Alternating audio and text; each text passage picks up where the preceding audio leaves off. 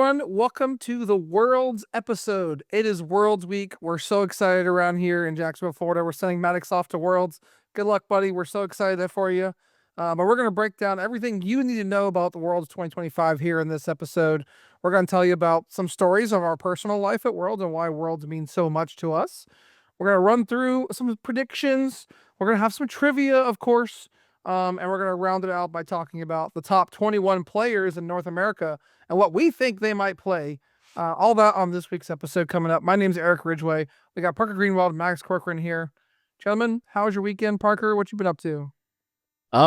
So I actually went to a League Cup in Oviedo Mall at Versus Games. Uh, I didn't really want to travel that far for cups now that we have like a decent number in Jacksonville. But I played Grim Snarl and it went pretty well. I got destroyed on stream. Which Happens Did to the you? best of us. I didn't even know that. I didn't even know that. yeah, I was on their stream. Our game was like 3 minutes long, but I only know because Parker was like, "Oh, hey guys, watch me on stream," and he was like, and then "How'd like you go? I 3 got minutes destroyed." like That was like me in Puerto Rico. I was like, "Hey guys, I'm on stream." I was like, "Hey, don't watch. I played terribly and don't the watch game's that." interesting." Yeah. Yeah, I took like a couple like strange lines, like because I went first and like I had Artisan in hand and I had a dark because like it was really good to get a monkey dory, but I was like I always play around like what if my opponent has nothing, and like they kind of had nothing, but then like got going the next turn. Parker's always like thinking like, oh, my opponent can't have anything good. And then they go, Well, no, it's not. Well, because It's Parker not plays enough, he's like, bad, "I never have anything good," so clearly they don't have anything good. No, but keep. Yeah. I mean, you made top 8.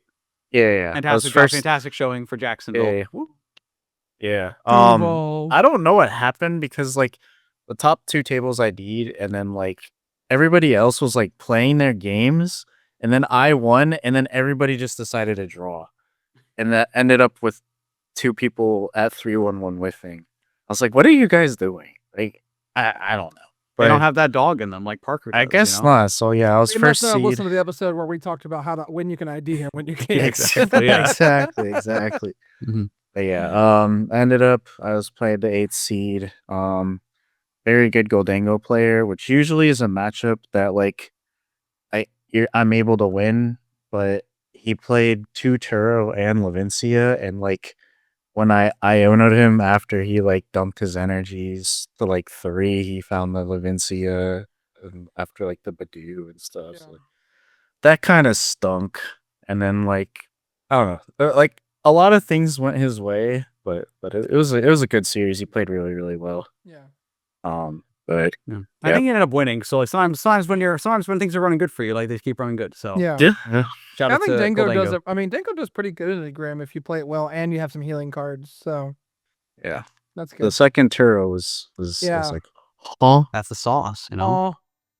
Eric, how about you? Yeah, for me, busy weekend. I didn't even know Mac. I knew Parker's in top 8. I didn't know he was on stream, but busy moving weekend. You know, I took Friday off of work, and it was like literally just like nonstop, like moving and unpacking and getting my office space set up and trying to get the TV up, and just every little small thing that can go. You know how Murphy's Law is, man. It's like there's so many small things going on that it's okay. We'll get through them, right? That's the joys of owning an older house. It's you get some kind of like culture and some like what's the word other word there's another word that I'm looking for, but anyways, yeah, there's just problems that we got to work through, so we're working through those, and we're here, and had to go back to work today. That sucked, but I'm here with you guys, and excited to talk about Worlds. What about you, Max? How's your I'm glad prep I'm going? here. I'm glad to see the future Beach Court studio set up at your place. So Yes. for me, I mean, for me, it's really just kind of wrapping up that last little bit of Worlds prep. Kind of a low key weekend. Was playing some Pokemon, plenty online. Actually, I was gonna say plenty online, but actually, I had I've been kind of playing a lot this past week, so I had like a good couple rest days. Just to again, it's that line of still thinking about the game, still like consuming content, but like playing a little bit less. When you're kind of stuck playing, then you kind of get stuck in how's ladder going, how the game's gets yourself going. So a little bit of a break, I think, is always good. And yeah, I mean, honestly, heading off to Worlds, by the time you're listening to this, I'll already be on the way or in Anaheim. But I mean, really, my prep this past couple months has really, I've mentioned a few times, it's been a little bit of a mix of like Pokemon plus, personal health stuff, right? I've had a good, close to the season, but, found myself with getting sick at events, or, not feeling kind of the best physically in my skin. So kind of half my world's prep this time has really been around focusing on the health stuff, getting more sleep, getting more exercise, eating better. I'm losing some weight. And also still have, over 100 games of the deck I'm going to play. So, at the end of the day, feeling good for, the world championships, not just as a player, but also just as a person, and knowing that, hey, I'm a better version of myself as from 2 months ago. Really just like makes me feel confident that, regardless of what happens, or, where anything may go, that, I already feel successful going to Worlds. Was able to qualify and make it from a tough year, where it's, very tough year to do so. And, feeling good as a person, and just excited to have a chance to represent Jacksonville and represent the pod and play Yes, some sir. Pokemon against people all over the world. So that's really why we go. And, Yeah. I mean, I know we're going to talk about it, but I mean, there's so much great stuff about the World Championships that it's just like this unbelievable experience that, we've all been so lucky to participate in. Yeah, I mean, go straight into it. Our next topic is, what does Worlds mean to each of us? Why is it so special to each of us? What drives you? Like if you're someone, even if you're not a competitor, like what are the reasons I should go to Worlds? And what does it mean to you, Maddox? Yeah, I mean, for me, getting into this hobby as seriously as I did, was really just, looking for a way to be involved. And I think like feeding a competitive drive a little bit. When I kind of hopped into things in 2023, it was kind of that, proving to myself and proving to those around me that I could continue to do well and perform at a high level. I mean, and really, getting to my first Worlds in 2023 in Japan, it was, it was kind of, it was like a very surreal moment, of just, having this hobby that I kind of jumped into quickly. But I've been a Pokemon fan all my life. Played the games, remember going to like, bringing, going to the mall for and there's the 10th anniversary celebration there. So we're like, wait, Bob, we need to go back. So we gotta get our Game Boys and come and get like the Pokemon, right? I mean, like, and, I've been playing for so long. I mean, I think that, a big part about Worlds is, they have these great opening and closing ceremonies. It's kind of similar to the ICs, but a little bit on a bigger scale here. But remember in Japan, they had, this Japanese traditional opening ceremony, and then the president of Pokemon comes out. And the thing that, really got to me is, he says, hey, we've gathered the best trainers from all over the world to come here and compete today.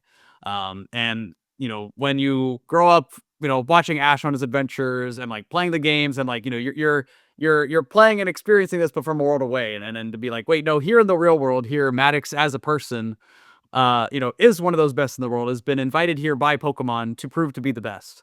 It really got to me. It was just like, oh wow, like that little 10-year-old Maddox is like, he's made it, right? He might have ever dreamed it, but here he is traveling around the world playing Pokemon, one step closer to being the Pokemon master, the best like no one ever was. So I think that for me of just like the grandiose of it, and something that you just kind of see and enjoy as a kid for so long, and be like, oh wait, here I am in the real world going on my own Pokemon adventure, like you kind of dream about as a kid. And I've been lucky enough to do that for 3 years in a row now. So I'm honestly been so lucky, and I'm excited to go back.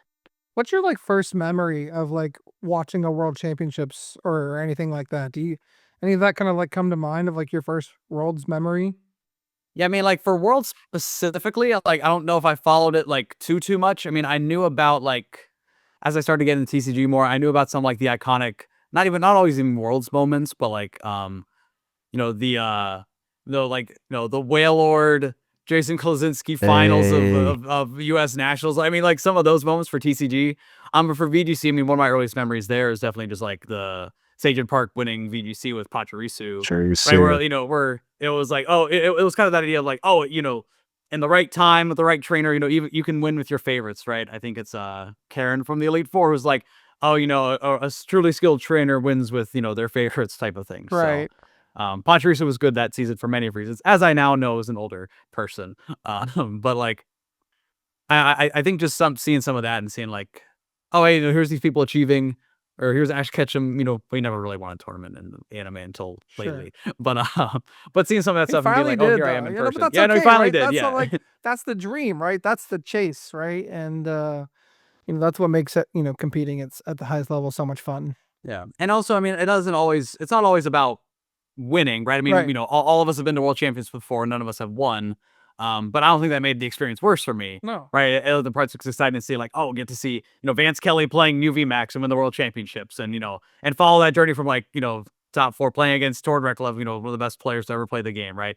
So some of these like cool storylines, seeing Fernando Cifuentes, get honored back in his home country, right? Key to the city, right? Like all this recognition, for being that champion. So like there's so many cool kind of things that's come from the game, from that championship. So I've been talking for a while. You're But good. I'll, That's what we're here for. No, that's what we're here for. We're here to yap. I mean, Parker, what Beach about Court you? Yapcast. What does Worlds mean to you, Parker? Exactly.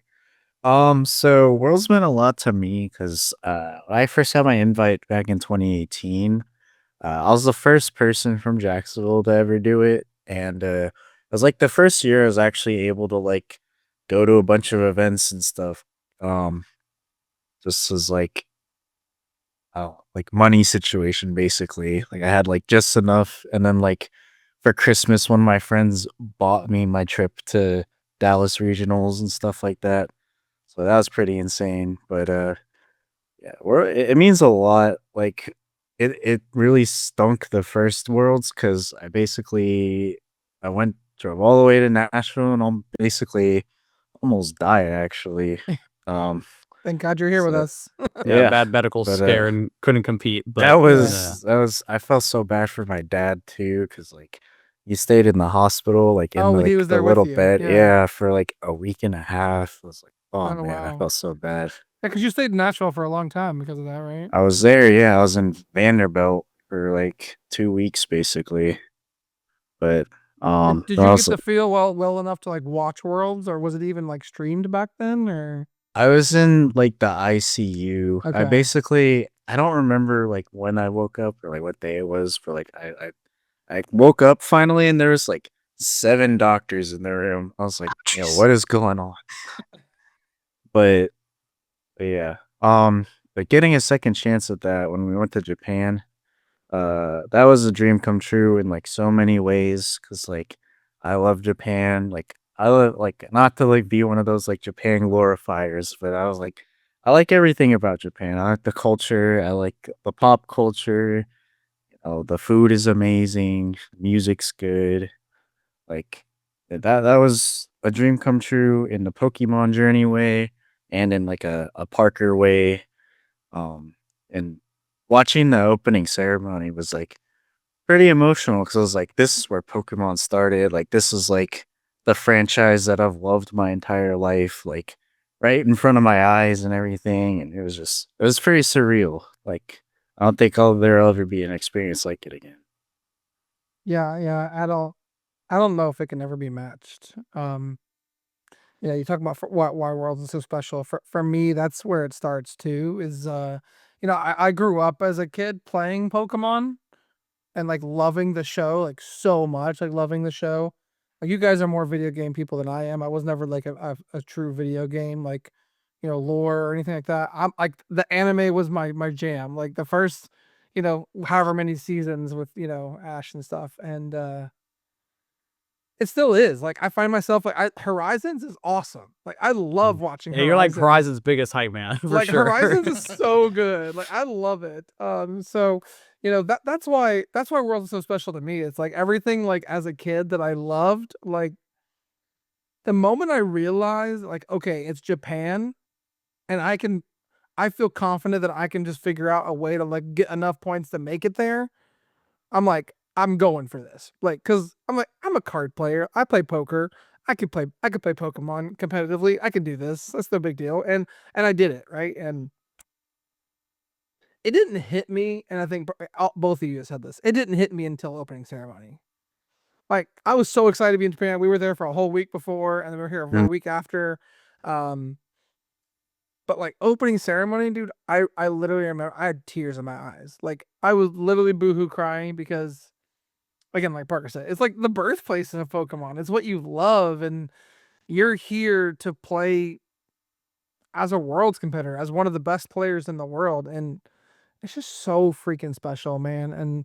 And that's just we've only discussed the playing side, because we're all three competitors. But as I kind of like take a break this next season, I have a lens that's changing a little bit, and um as a spectator and as someone who's not even going to make it to Worlds because of life, I'm already like excited for Sunday and this weekend. Man, I'm like, it's like the Super Bowl. I'm calling my friends. I'm like, hey, you guys want to come over? Like, have a Worlds watch party? Like, maybe we'll get to see Maddox on the big screen on Sunday. Like, who knows, right? So I'm just so excited for it, and there's nothing else like it.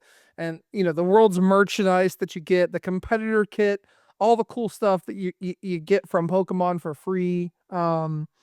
All the events that they have around the city, like it's just such a freaking awesome experience, right? And I just don't know how to say it, man. But like, if you haven't been to a Worlds and you love Pokemon, you have to go as a spectator because like it's just so much fun. Like, Yeah.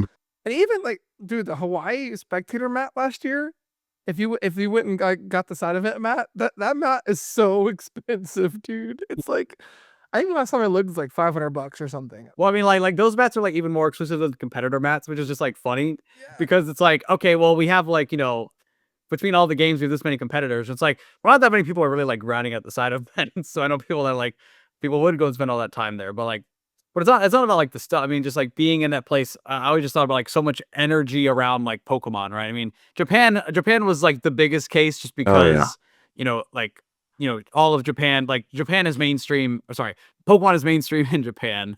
It's still not as mainstream in other places, but you go to like, I mean, even around Hawaii, right? You go to they had like the Pokemon Village at the Hawaiian Resort, and they had like was all so these pieces. It was just like so much like Pokemon energy, and like you're in your own little world where it's like, hey, yeah, like right here at this convention, for this weekend, Pokemon is real and alive and well. It's not something that we enjoy separately, at our homes. This is one place where fans of Pokemon come together and celebrate the game. Yeah. And prove to be the very best. It's crazy you say that because and we felt this more in Japan than I did in Hawaii, but you just remember in Japan like how people like found out they were competitors every now and then, and they would just be so excited because like, oh my god, you're a competitor. Like, yeah, they're like, where are you from? How what are you playing? Or I mean, it was really cool in Japan, but just because like everyone there, again, Pokemon's like so mainstream there that people were like, oh, let us sit down with you and like we want to hear about this because they have 5,000 person tournaments that cap all the time. So like so many people are playing it, just enjoying it. So yeah, it's like Yeah, it's super cool. that mat, but by the way, even- $650 on eBay right now. Oh yeah. Oh my goodness. Well, it's not about going to get No, it's not, expensive but things, you but can. there is a lot of cool like Even just merch like and stuff to get and enjoy. the freaking new logo every year is so cool. Like the Pikachu that I have next to me, like he's chill, man. He's chill. Yeah, Eric's got some of the world's art background for him. He's got the Honolulu shirt. I got a bunch of world stuff for my backdrop, and I'm excited to get some more. Like the Letterman jacket. I saw there's like the jersey that a lot of The folks jersey got, looks sick. Yeah, I'm a big baseball baseball jersey. fan too, so I'm like I like a Pokemon baseball jersey. You like gotta get that for your dad. He would love it. Ooh, That'd be a good Father's. I just hope I can find enough of them. That'd be a good So- Father's Day gift for your dad. How old that for next year? But I know how you are. You're gonna get off the plane and give it to him immediately as soon as you see him because you love making people smile and that's what you're great for. All right, well, let's move on. Next, we got our trivia segment up next. But before we do, we got to give our sponsor a shout out, FCBC. We got a special deal coming for you, Max. Tell them all about it. Yeah, I can't hold all these sleeves. FCBC, again, I know we just ran a deal for them, but actually they have some new materials, and if you still haven't picked any of your sleeves up, it's still a good time to do so. They're going to do, if you buy 3 sleeves, you get a free FCBC playmat tube. So, something like this to hold your playmat. I mean, this is what I use to like keep my like top 8 mat safe for the longest time until I got up a nice frame. But like, you got those special playmats, you get that nice cool one at Worlds You Want to Protect. FCBC's got your back. With also some of our favorite sleeves in the game. And for sure I'm rocking my periwinkles to the World Championship. So catch me on stream with some periwinkles, hopefully, and pick some up for your own at fcbcarmor.com. Yes, sir. Get your free map tube. All right, this week's trivia question is going to be an kind of like look back at our first Worlds together as a group, Japan Worlds. Question simple. You guys should be able to knock this out of the park. Day 2, most successful decks, like most popular decks. Name the top 6 most popular decks in Day 2, Japan Worlds 2023. Well, first off, got to give a big shout out to my boy, Movie Max. who's up there for sure. Um, Yeah, Mew, Tina, yeah, Tina for sure. Gardevoir. God of Got a couple War. in top 8 as well. Shout out toward Rec Love with the finals. Was Lugia on the top 6, or was that only in day 1? I know that I was flabbergasted by Lugia because I played against 4 of them, and Well, day 1, remember, you could change your deck for day 2. So, like, day 1 was a little bit different. But I think there had to have still been some Lugia around, right? At least make top 6. I think it has to. Yeah. So that's 4. I mean, probably had some Turbo Lost Box That's probably up as there. well. And number 6. Oh, any Arc decks? Or I don't know if they had Arc, like, Dura as a separate category or Arctina. Who would show up to Worlds and play Arctina? Well, my opponents did.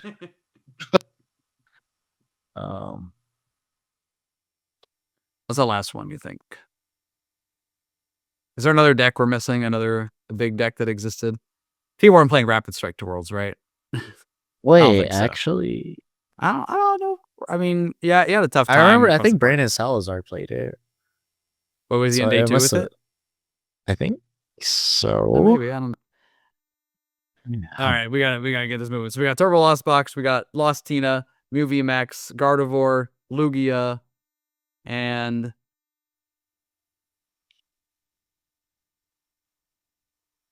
what you think? I Parker and I are low making key thinking think it's. phases. I low What do you key think it is? It could be Rapid Strike.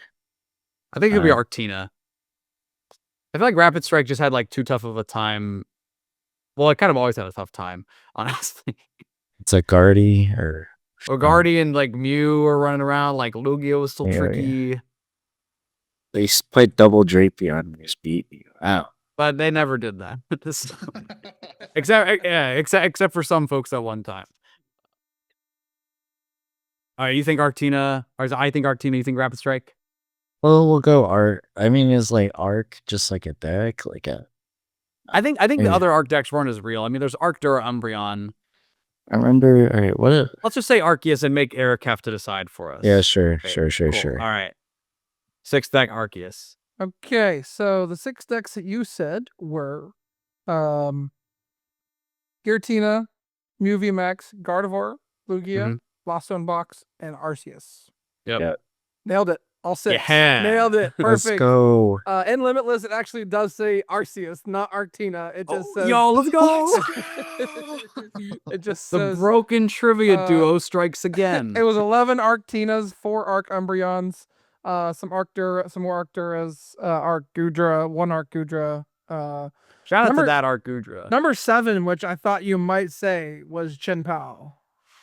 Oh man, that's a deck I forgot about. Oh, that's what I was gonna play. Yo. Yeah, that was like And my then- second choice to play for 2. So for Which was me, like, yeah, just play Tina. I really wanted to give you guys the question, what was the day 1 meta, but it's not on Limitless, so I didn't feel like digging for it. Yeah, So, be like True, Lugia true, or true. something. Yeah, so yeah. Lugia was the top one, I think. Yeah, Lugia was the top one. Shout out to my 3 losses, all my opponents playing Cross Witcher and Lost Zone Tina. all right. Anyways, Now back to today. We got our old folks segment is done. Back in my day. Back in my day in Japan. Anyways, That was 2 years ago, Grandpa. all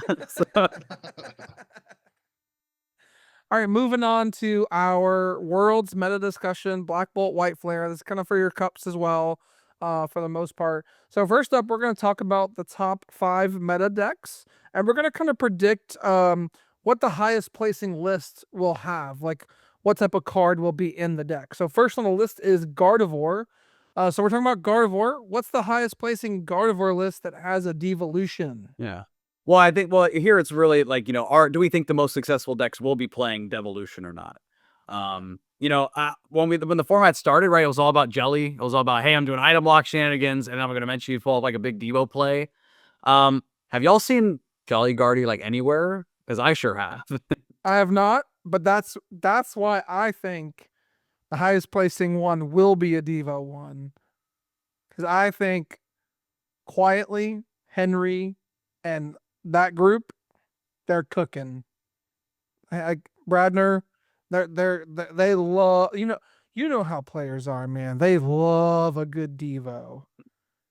Oh my Mhm. God, Iono Devo, you ain't got it, bro. Like they love a good diva. So I'm gonna say that someone has been testing very, very quietly, and they have broken Jellicent. I actually think if we see a Devo list with success, it might not be Jellicent. I think it could actually be back to like some of the slower, like almost like NAIC like last year, where you have like Flutter Main and Devo and just like leaning Yeah, into the monkeys for like a spread play. exactly. The real problem with Guardy is just like you just have a tough time in the Dango still, right? I mean, and like if they didn't play Scizor, then you could maybe go world and say you could just spam Frillish and like be okay. But I think with the Scizor around, like I think Guardy needs some innovation to stick around. I think the highest placing list is gonna be back to basics. Give me research, give me Iono, give me Drifloon, give me some charms. I'm not I'm not a Devo believer. Parker, what say you? You're the tiebreaker. I'm with Eric, but I think that the highest placing one will be closer to traditional, but like might play a Devo still too. Hey, Is it in the then list it's or not? Devo. Yeah, it's in the list or Oh, not. that's the question. Highest Yeah, placing I'll variable say list yeah. will have Devo or not. I'll say yes. All I'll right, say that's 2-1. If yes. you got Devo in your list for cups, just run it this weekend for Guardy, and maybe you'll have the exact same World 60. You never know. Yes, sir. So All right, next up is our big bad dragon of this year's Worlds format. It's no longer Reggie Drago, but it does have Dragapult in it. We're talking about the Dragapult variants.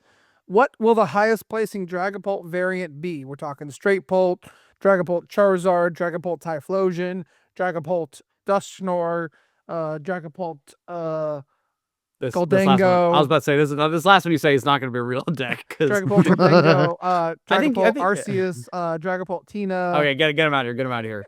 The fact that you said Dragapult Typhlosion before Dragapult Dusknoir is a bit insulting to Dusknoir. I mean, again, like all the decks are solid. Like Straight Pull just has this great consistency. Zard is kind of a pile, but you got two good cards and you just shove them together, hope it works. But I think at the end of the day, when you're looking for like the deck that has the most explosive potential, that is like ready for the most in the room, it's gotta be Dragapult Dusknoir. I know there's some really good players that have just been locking that in ever since after NAIC, and I think that we have a very good chance to even see Dragapult Dusknoir win the whole World Championships and be the highest placing list. Yeah, I could see that. Yeah, Parker, what do you think? What's the highest placing Dragapult variant? I gotta say Dusknoir. You guys so vanilla. But now I do have to say, if it's not But going to be we're right. Dusknoir, I do think Dragapult Zard, as much of a pile as it is, as much as it's maybe Zard and maybe like Pult, but like, you get some Hyrule, you got some Chi-Yu. If someone's just hitting everything they need, if you can't shove a Dragapult in the active, then you just shove a Charizard in the active and you're in pretty good shape.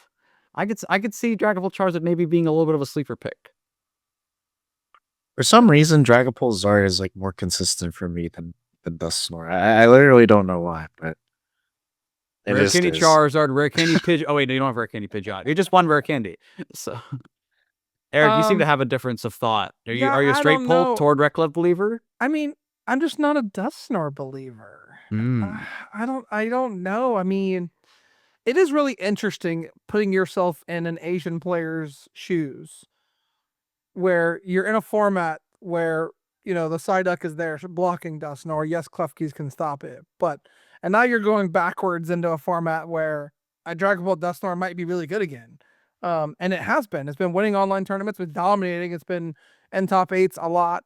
So I could see that really being, the thing, but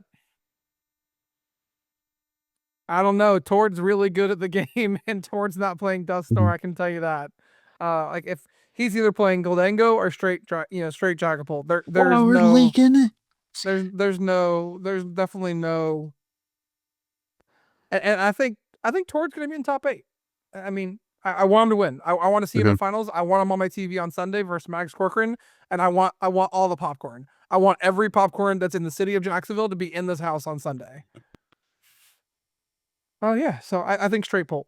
My answer is straight Pult. All right, love to see it. All right. Grimmsnarl is next. Highest placing Grimmsnarl list. Do they play Maractus or Bear or both? Parker, you're a Grimmsnarl expert here. You've top 8'd 2 cups now with the deck. What do you say? Oh, you Gardevoir last time, but still, same thing. I think Maractus, personally. Like the bear is good, don't get me wrong. It is very good. But if you start that guy, you might just lose because you started him. But yeah, I think Maractus. Yeah, I mean, Grimmsnarl's been like a very under the radar deck, I feel like, prepping for Worlds. So it's kind of an interesting spot. The lists have stayed a lot of times around the same, but it's really like in Japan and like in Asia, we saw a little bit of this rise of like throwing in the Blood Moon Ursaluna as that late game closer. And saying like, hey, I'm gonna go for a spread strat, take just enough prizes, and then pull off like a Gus Blood Moon and take a big KO. You know, there is some risk to like opening it, but ultimately I think like it's just such a high power card. Like, yes, you might open it, but maybe then you're playing a Turo or a Penny, and then that gives you a whole bunch of extra tools. I definitely think Maractus is good.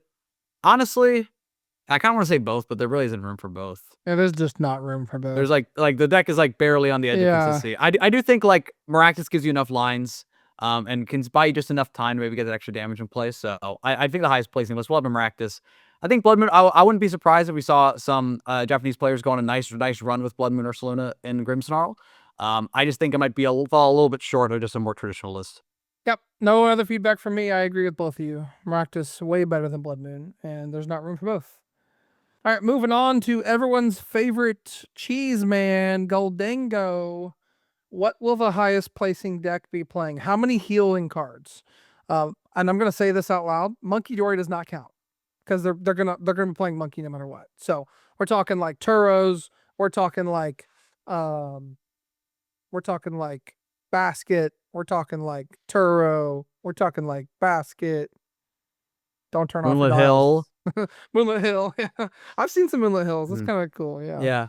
And so, You I mean, mentioned- yeah. Max, what do you think? You go first. I mean, so you mentioned Monkey, but like Monkey Dory has actually been getting cut from a few lists in favor of just, more pieces. But again, you're still playing those other healing cards, right? When you look at like a value card, right? Like a Picnic Basket gives you such high value into like a Gardevoir and Grimmsnarl.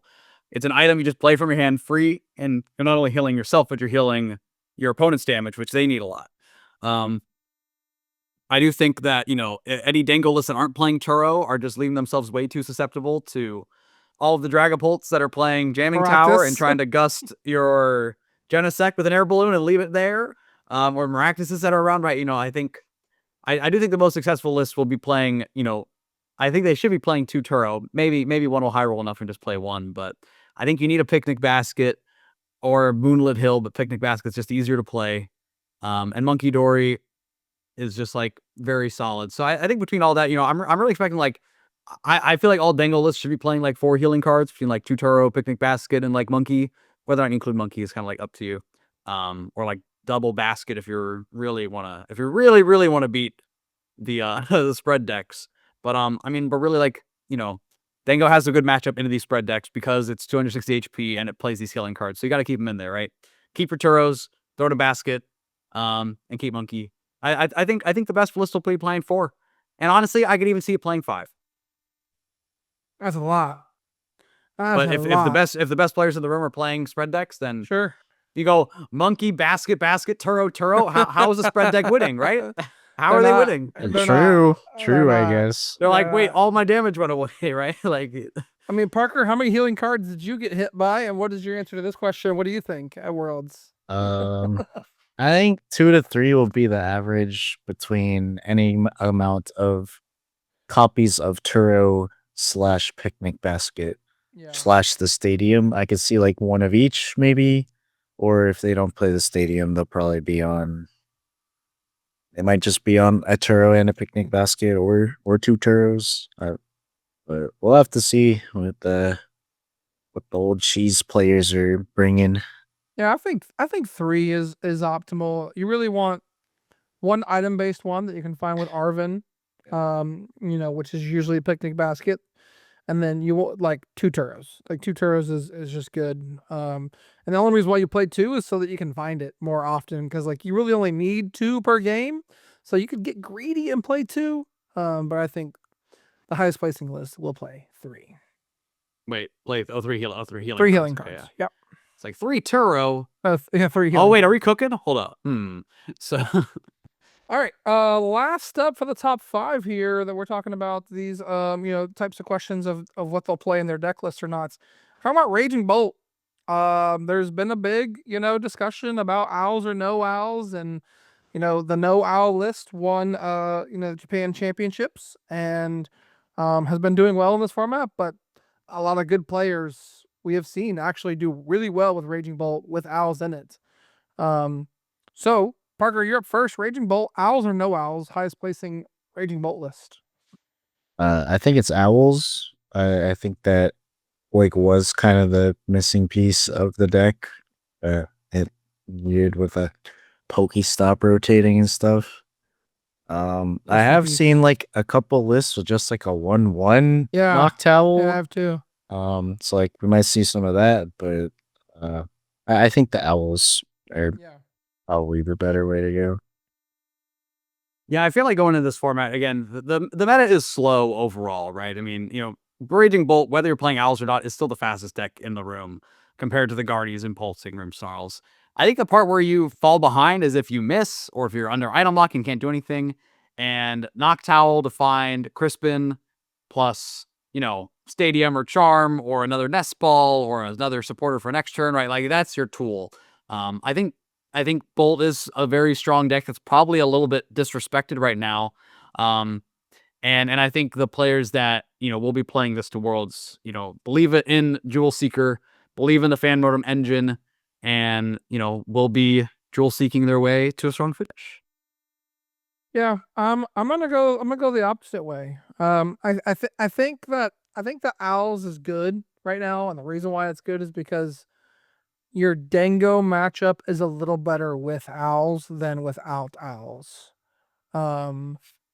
Because you can at some point, you can force the Dango player to find a boss's orders on turn 2 plus a 2 prize knockout, which sometimes can be a little difficult.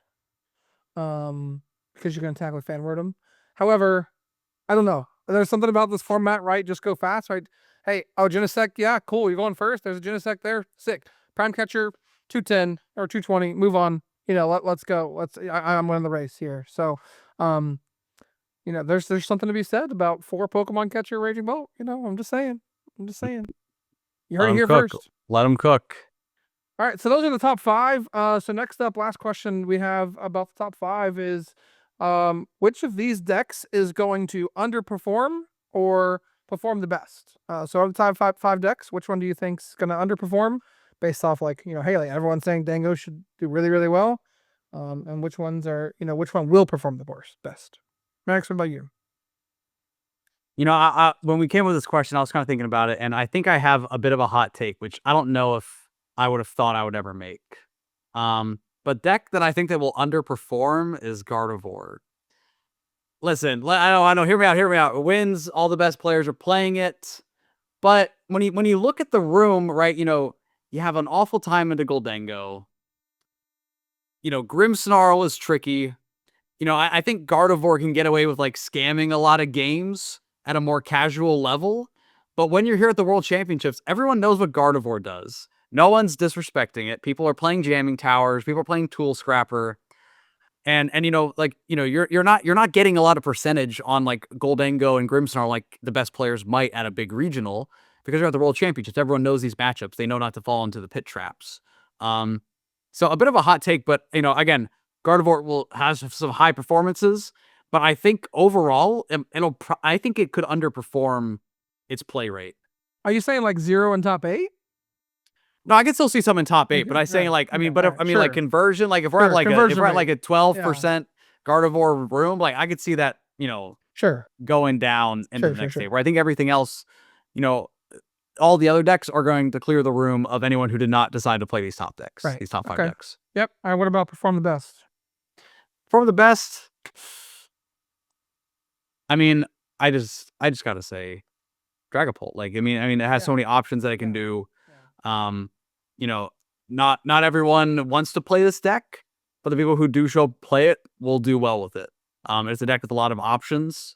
Again, maybe a little bit of the same point you can make, how many games are you scamming at the World Championships by playing Dragapult? But you're not scamming games in the same way, right? You're going with item lock. You throw these big attackers and able to set up these strong prize boards, to take big multi-prize turns. And at the end of the day, that's hard to play around, which Yeah. is why Dragapults continue to succeed. There's so many ways to innovate with it, and the people who are playing this deck have a lot of experience with it. So Parker, there's the what hot about you? takes. Maybe I'm wrong. What do you think? So it depends on your definition of underperform. I think that like I don't know. It's just like maybe I am selling it a little short, but just like Goldango, like everyone knows the game plan every turn, and yes, like Scizor is like a huge addition, and the Genesec's a huge addition. To even just shuffle your deck after an Iono when you have like pieces in your hand and stuff like that. Yeah. And like the air balloons make it really good. Just a super solid, resilient deck, but I think like that underperforms just a little bit because like the best of the best, they like I feel like they kind of know exactly like what you're gonna try to do like throughout the whole game. But like I don't know of the top five, I think it's either Dango or Grimmsnarl that are like the underperformers. And what But about I think Goldango will have a high play rate though. I think that's obvious, right? Definitely, yeah. Yeah. What do you think's gonna perform the best out of those 5? Yeah, I gotta say Guardy, like unless you purely just like tech your deck, I don't know. It just doesn't seem like a good like it's not like or I just mean like it doesn't seem like there's much stopping it. Yeah. Um and like you already know like the best players are gonna be on it. Like Yep. I don't really see a lot of them switching to something different.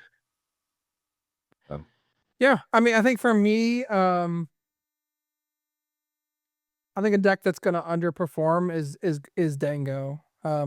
Just because his play rate's so high, and that everyone is preparing to beat it. Um, so that's why it's gonna underperform. But like you said, it'll still be some good finishes. So it's not. It's kind of like Max said. Like there's gonna be some Dangos, top 8 or maybe even win it. But I think it will underperform a little bit. And the deck that I think is gonna perform the best here is Guardy, and the reason why is because I think Dragapult. So Dingo's gonna fall off a little bit to all the like some of those things that are beating it, and then Polt's gonna come in and beat those decks, and then Guardy's gonna come in and beat all the Polts, just like what's been happening like the last 2 months. And we're just gonna see Guardy, dominate top 8. I think Gardevoir's my pick to win the tournament, and by far. It's just the deck to beat. It's just really good, and just cards. Iono, like Rare Candy, Gardevoir, Drifloon, deal with it. Move on. Yeah. So I think Gardevoir's gonna be the best. But I wanted to ask you guys a question before we move on to our other questions that we did plan. Of the non-top 5 decks, what deck out there has the most potential to have the best finish? Charizard, Pidgeot. Charizard, Pidgeot. Why do you say that? Infernal Rain is a good ability, and Burning Darkness is a good attack. Yeah. Right? Need I say more? Right? I mean, I think if you're expecting Guardian to do well, has some good options there. You do have game plans into Pult. Yeah. And the people that are playing Zard will have it. You play Chi-Yu to help into Raging Bolt and Goldango. Grim seems tricky, not gonna lie. Yeah. But just Missed energy. they miss Secret You play Box. a couple of it's missed fine. energies. Yeah. I mean, Yeah. I think of a deck that is outside looking in that has a chance to make a deep run. It's Charizard. okay. What about you, Parker? What do you think's on the outside looking in that's got a chance? I low-key think something with like water pawn in it. Yeah. Ooh. It's like they are kind of just like all index and like full Dionos sometimes, but like I don't know, like good players manage all their resources well, and Crispin, Crystal, or whatever it may be that they're doing, and just Yeah. sometimes it's too fast. I really like the Prism Energy Water Pond deck. That's what I was gonna say as well. Yeah. It's Ogre Box. Yeah, like the Ogre Box, Ogre like Box. Ogre Box with Keferi and other things, and Legacy Energy to offset the prize trade. Really it's just a 2/2/2 deck, but it's got some ways to kind of like offset the trade. with the legacy in there. So I like it. Maybe Ogre Mask makes the top 8 at the World Championships. Who knows? Who knows? Moving on. How many spread decks in the top 8? So we're talking like Dragapult, Grim, any of the spread decks you can think of. Gardevoir. How many spread decks in the top 8? Yeah, are we counting Gardevoir? Yeah. If it's a Devo deck. If it's a Devo deck. No, well, I mean, it's a spread deck right now. I view the top 5 as you have 3 decks that spread a bunch of damage and, take multi-prize turns, and then you have 2 big beat sticks. All right, fine, fair. All right, how many top 8? 5, 6. Okay. I think I gotta go under, because when it comes to Worlds, right, there's something about just going fast and hard. So I'm going, when it comes to top 8, give me like, I was gonna say 3, but that almost seems disrespectful. That seems too low, yeah. So I'll go 4. Okay, 4, yeah, okay. I can get behind 4, yeah. I think 4 is a good, safe answer. But I want to say 3. I want to say 6. But you can say that. I want to say 6, man. That's what I want to say. We haven't talked at all about Joltik Box either, and I think that deck's really good for Worlds. I think people are sleeping on Pikachu. There's a lot of people who are not teching for Pikachu. I think if you look at a Goldango player, you look at all 1,000 lists that they're going to be, because there's going to be that many Dangos. Well, obviously I'm kidding, but half of them are going to have a Pikachu tech, half of them won't, and they're just going to fold the Pikachu. And I don't know. We'll see. What continent will be the most represented in day 2? What continent will be the most represented in day 2 of the World Championships? North America. Oh yeah. Who has the breakdown of like how many players in each region? I saw it somewhere. We know the numbers just based on the invites, right? So it's about 125 from Is it? North America, from LA. I think Europe's only 100. Okay. But again, and I guess that hinders them a little bit, but I think it's right between North America and Europe. You think so? Yeah, I mean, listen, I know there's a lot of solid grinders in North America, and I think they're gonna show up ready. Sure. I mean, a little bit of North America bias. Sure. Sometimes, I mean, but less jet lag. Some of them are in Cali at home. Yeah. I got my eyes on Latin America. Oh, that's it. I mean, they've got some good players, man, and they're strong. Oh yeah. I'm not doubting their top end, right? I mean, their top end can hang with anyone. Yeah. I see what you're saying. You're talking about the volume. But what we're saying, we're just volume, right? Yeah, sure. I think right when I look at the top, 50 in North America, right? You see so many. Sure. We're gonna go through the top, 21 here in a second, but like so many of these folks are grinders that are just good and consistent at the game, and I think we see a very good conversion rate from like these top North American players. So that's my vote. But hey, if you're like in LA, if you're like in Europe, go for it. Yeah, I mean, we'll see. All right, so next question. Max, you want to take this question? Yeah, this next one, again, a little bit more of the, region decision, but, we have several number 1 players from each region. So our question here is, which of these players do you think will have the best finish from the number 1 from each region? So in the number 1, as a reminder, we have Henry Chow from North America, Daniel Magda from Europe, Giovanni Sasso from Latin America, Brent Tonneson from Oceania, Sheldon Coupon from Mesa, South Africa, and then we don't have the true number 1 in the leaderboard numbers for Japan, but we had to throw Ryuki Okada in there again, UIC champion, regional champion, clearly one of the best players in Japan on the international stage. So out of those 6, who are you betting the house on? Parker's got some thoughts, it sounds like, or looks like. Brent, probably. Brent Tonneson. Can't go wrong with a name like Brent Tonneson. I can see it. Hey, what do you think? I'm going Giovanni Sasso. He's having a phenomenal season. And I just, I gave Latin America so much prep on the last question, and I'm sticking with it. I mean, honestly, Giovanni can have, so many Latin Americans can just win this event, just like last year. Mm-hmm. And we'll see what happens. Again, we didn't even have him on the list to start. And as I'm looking at the list now, and I think who's having one incredible season, who's gotten comfortable with the best of 3 format, and who's been playing this Worlds format for a little while now, I'll take Ryuki Okada. When he shows up to tournament, he has a good run. And I mean, hey, this is his year. Why not make it the biggest splash of all? Yeah, that's fair. I mean, be kind of cool. All right, next up is our last topic of the day. We've got the top 21 players in North America, and we are going to predict what deck each of those 21 players are going to play. So each of us have 7 players from the top 21. Parker, you're going to lead us off. Number 1, Henry Chow. What is Henry Chow going to play to Worlds? And if you say anything other than Gardevoir, I'm going to put my draw on this floor. Hold on, if he played Goldango to EUIC, he could maybe switch to Goldango how much again. did he regret that? Did he He was on actually? stream. I'm pretty sure he said he regretted it like so much. Well, Parker, this is your guess. What do you think Henry This is Chow is my playing for the guess. World Championships? Definitely thinking, Joltik. No, I'm just kidding. I mean, I don't think there's any question. I think if it ain't broke, don't fix it. Got to play Gardevoir. Yes. Yeah, I think that's very, very, very safe. So I'm cool with that. All right, next up, number 2, Caleb Rogerson. I'll take Caleb. I'm gonna go wild here. We're gonna go back a little bit. He played some Goldango. Sard. He might play Dango. I'm predicting that Caleb is gonna play Joltik Box. Ooh. I mean, he likes some Rhydon. There's no generators, but he might put an electric in there.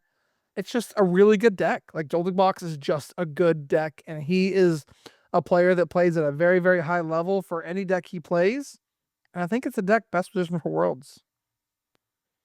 Max? Good take. Next up, Ivor Hool ready. Unfortunately, he cannot play Lugia V-Star, or else I know he would play it to Worlds again, and we'd happily have him on to talk about his 9th place at Worlds with Lugia V-Star like we did last year. But since he can't play that, I think he's very locked in with the Isaiah Bradner group. He jumped to Gardevoir recently for NAIC. I think he sticks with it and just, leans on the support of his strong testing group. So I think we're all running back the Gardevoir. You could see that. Number 4, Parker? Apparently you guys already know what he's playing. It's Owen Dalgard. But I'm gonna guess either Dango or Pole, but I guess I'll give it to Dango. Oh, I don't That's know a if good I'm guess. right or not. That's a good one, yeah. We'll see. Goldango's just a good deck, and he does play a lot of good decks.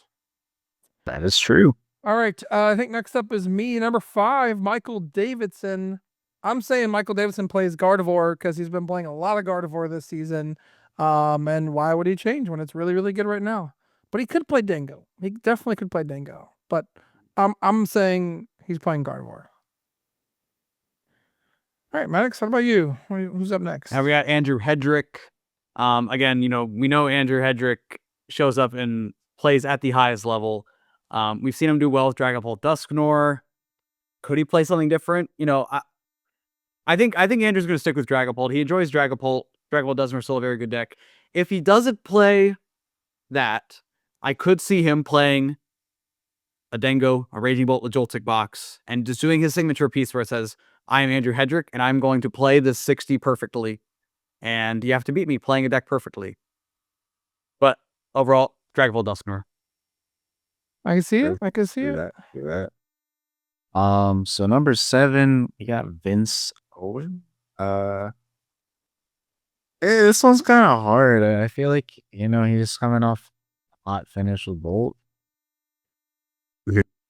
Maybe just run it back. Run it back. A lot of people say Bolt beats everything. So yeah, Run it back, why not? baby. Yeah, why not? Why Run it not back. run it back? Can't go wrong. All right, next up, host of the Smart series, getting a lot of attention lately. So our free cash tournament online, Gabe Smart. I don't know. I have a feeling Gabe's gonna play EV Box. A lot of Goldango running around. Flareon's really getting to Goldango. I could see it. So I'm gonna say that Gabe Smart plays EV Box. Good choice. Next up, we have Piper Lapine, which is again, she's an excellent season. 2 back-to-back finishes, one with Guardy, one with Grim, both some of the best decks for World Championships. Will she stick with Grimmsnarl or go back to Guardy? Listen, she talked a lot about before NAIC run, saying that, hey, I was playing so much Grim for testing and realized, hey, this deck is nuts. She enjoys the spread decks, those extra strategies. So I think Piper's sticking with Grimmsnarl, and I think she's in a good spot to have a nice deep run at Worlds. We got Grant Shen at number 10. And I feel like this is a bit of a toss up. But I feel like I'm probably going with Dango. Like, I don't know. Yeah. There's they kind of like him and Caleb kind of pioneered Pango a bit or had the best finishes with it. Like, I think he probably sticks with something like it.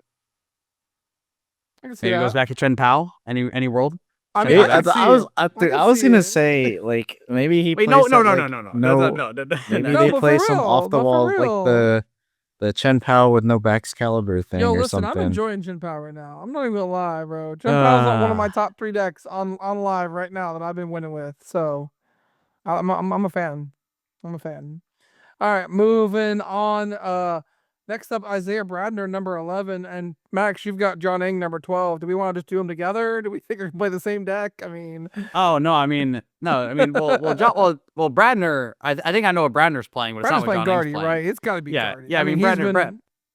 been locked on Guardy for a long time with him and Henry Chow. So, yeah, give me Gardevoir for Isaiah Bradner. The only world I see where they don't play it is if they really think that Guardy has such a tough time this Worlds, and they go back to like innovating on Dango like they did for UIC. But I think Dango is too much for target on their back for them to want to play that. Now, John Ang, on the other hand, again, he's been a Dragapult Dusk Demon for a while now. True. I don't see any reason for him to switch off of that. That's fair. He loves some Dragon type Pokemon. We know that. I'll just let him do his thing. Just keep Phantom diving, keep Curse blasting, and should be a good show for him. Yeah, I think so. In 13th, I think that we have another Dragapult enjoyer, probably Makani Tran. Yeah, I don't know. I just feel like a Dragapult. I don't know if it's gonna be like straight Pult or like maybe a Dragapult Zord or maybe Dragapult Dusknoir. Yeah, I or can see him playing maybe Dusknoir.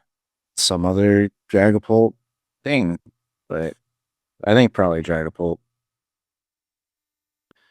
All right, next up, we got Sebastian Lashmet. He was on this podcast this season after his run with Charizard Pidgeot.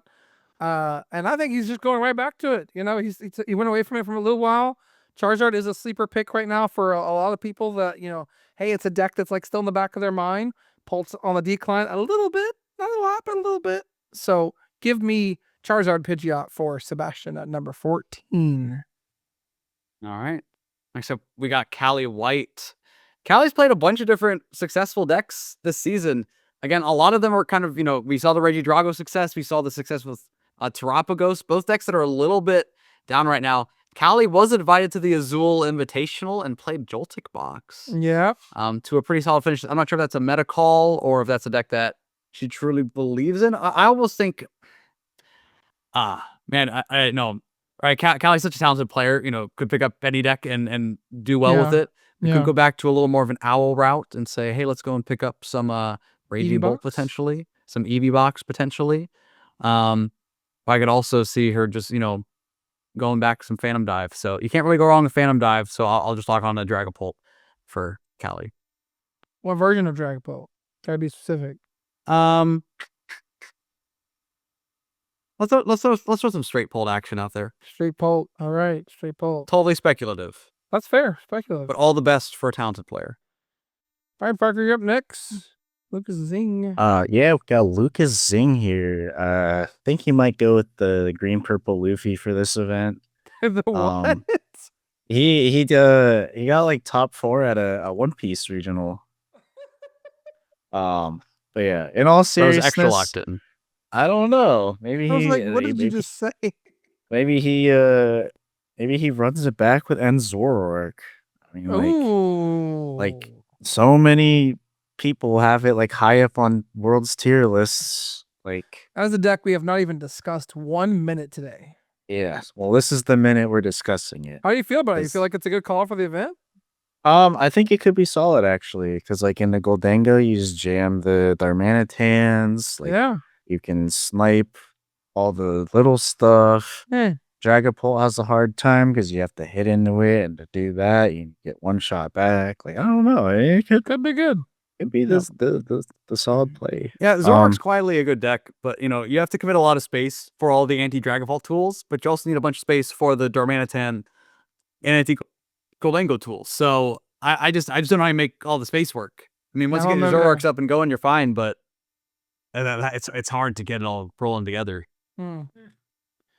Next up, we got number 17. We got Christian Labella. Christian Labella was one of the first players to play Raging Bolt, so a good finish with the Baby Bolt.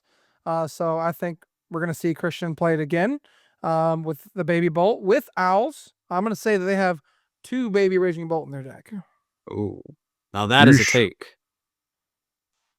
That is a take. All right, next up we got Aban. Again, he's quietly gotten a good season here at the end. And again, I was just for another one of those Dragon Bolt grinders. Listen, I was in the same case a lot of these other young folks that are just like putting a lot of time into the game. And someone like Aban can go and say, "Hey, listen, I've played more Dragapult than my opponent. I know my matchups better than my opponent, and I think can very confidently go in and stick with Dragapult. And again, just succeed like they've been doing. But go Dragapult Dusknoir specifically. There you go. True. And I think I agree for the next one as well. We got Noah.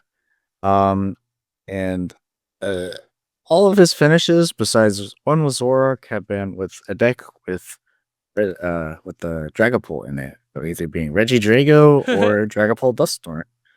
So The dragons have been so good, man. yeah. Like Raging Bolt, Dragapult, Regidrago. Regidrago, Kyurem. Like, where's Kyurem, man?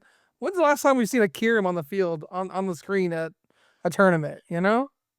And some people saw it at the Luckiest Man, or maybe it was the Gamers Corp Sure, that's League right, it was Gamers Challenge. Corp. Slow King Jobs. running around. Yeah. Yeah.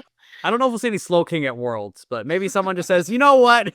I'm just sending Slow King." I mean, speaking of sending it, if you don't know what to play, I have to shout out Cal Connor, our not local, but our friend, our control player.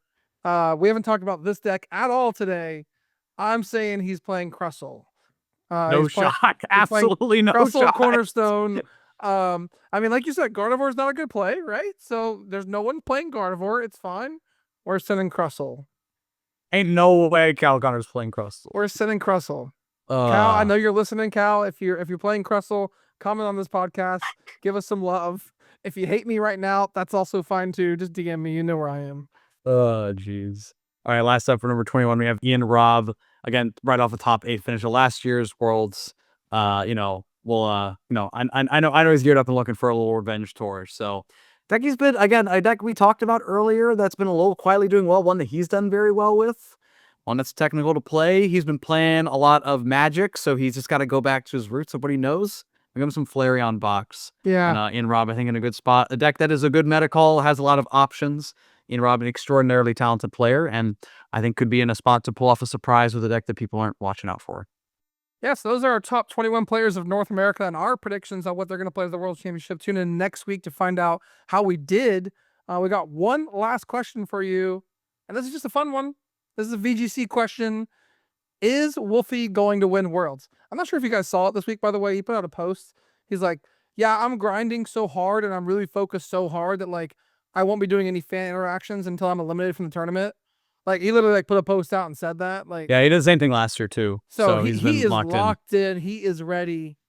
Is he going to win Worlds? Yes or no? Simple yes or no. I mean, you can play the math. If you play math, the math is no. But, Wolfie ignores math. But it wasn't enough. That's right. But it wasn't enough. Yeah, I mean, I think what makes, when you look at just the math, right? Can you call any one player to win the World Championships? I think no. But I think Wolfie's done something a little different this year, right? Last year he had a run in the top 16 or top 32 and then kind of had it kind of wind taken out of his sails. But I think this year he's like really kind of come into his own and shown often that, he has that player difference. It's so hard to say, can someone win an event? It's so hard to win the World Championships twice. But I think Wolfie's going to do it. Yeah. That's all 3 of us, baby. Wolfie's running it back. Sir. Let's go. Yeah. Yeah, all right. Wolfie. All right, anyways. Max, good luck at Worlds, man. Lock in. Get some sleep the night before. Don't go hang out. Don't go drinking. I know you like to hang out with people. Hey, no, I got my game plan. I'm bringing my Switch. We're having some people for some low key Mario Kart. Got my melatonin gummies. Get a nice long siesta. You better Wake not be up going with- to Disney World day before and like tiring yourself out. I'll wake up with dreams of boss power tablet for game Okay. and be all set to go. All right, man. Good luck. We're gonna be rooting for you here in Florida and Duval, and I know you do us proud. So Appreciate y'all. next week we'll have him on and we'll see how he did, and we'll maybe we'll have a winner. Who knows? Possibly. Who knows? World champion. Anyways, that's going to do it for this week's episode of the Beach Court Podcast. Hope you guys enjoyed it. If you did, press like, comment, and subscribe below. It really helps us so much on this channel. We're growing. If you guys don't know already, we have videos on Spotify now. So for those of you that are Spotify listeners, you can come in and see our beautiful, friendly faces on Spotify now. So yeah. But till next time, see you. See you.